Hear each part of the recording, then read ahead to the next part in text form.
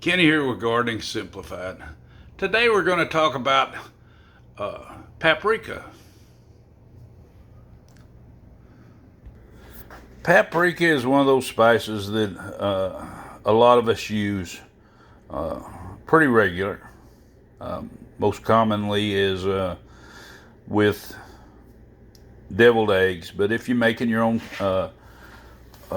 chili powder, the recipes normally call for paprika.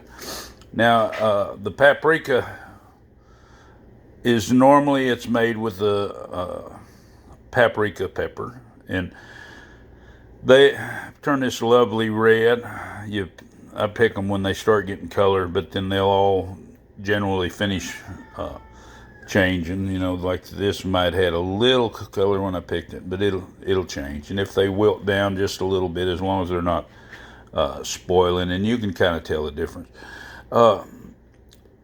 We let them get right like this, and then we'll take and cut them up, and we'll put them in the dehydrator. Once you've collected your peppers, the easiest way is just pull the stems out of them, getting them ready to chop up. Make sure you wear gloves when you're dealing with peppers. That way, if you got any kind of sensitivity to them, it's not going to mess with your skin, and you won't get it in your eyes.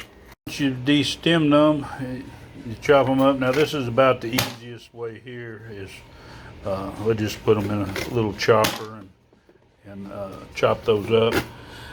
I find that they dehydrate quicker and better when they're chopped up kind of fine, but we'll get them all chopped up. Now it's time to put these in the dehydrator. Now I have the Excalibur. It's a 9 tray, and the bottom tray I put a liner on it, and the reason for that is these seeds will fall on through once it starts drying, and this kind of catches most of them. And I only do that on the bottom tray. I'll fill the others, anything that goes through, I'll go to that bottom tray, but I'll just spread this out, and like I say, with them really fine like this, they'll really dehydrate in a hurry. Now, I've moved my dehydrator out here in my workshop, so it's exposed to the heat. That way I'm not running my AC a lot because I'm trying to dehydrate stuff, and I'm trying to get it warm anyway. But anyway, I'm going to get the rest of these trays loaded up. We got them all loaded, and I've taken out every other tray. That way there's a little more airflow, lets them dehydrate a little bit better. Now what I'm going to do is I'm going to put this front on here, and we're going to turn this thing on. Now normally I would turn it to vegetable setting, but I'm going to turn this up a little bit hotter. I'm turning this to fruits, and this will get it really dry. It won't take near as long, and we'll come back here tomorrow and we'll see what it looks like. It's all dried now. I put it in a Ziploc bag, bring it in. I'm going to use a little coffee grinder. You can get an herb grinder or something, but the little coffee grinder works good. The thing is that you want to have a pretty good amount, so I have some in here that I've already powdered. I'm going to powder up some more. If you don't have a whole lot in there, what happens is it's just barely on the blade. Now, if you're sensitive to this, you might want to wait a little bit. But if you don't have enough in here, the blade's not going to hit it good, and it's not going to cut it up. You can see a little bit of a seed right there, which we'll take and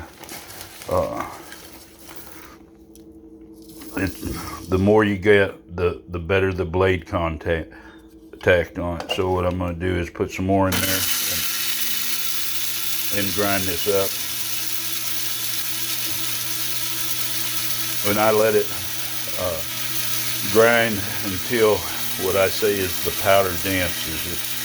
It kind of floats around real free. It doesn't just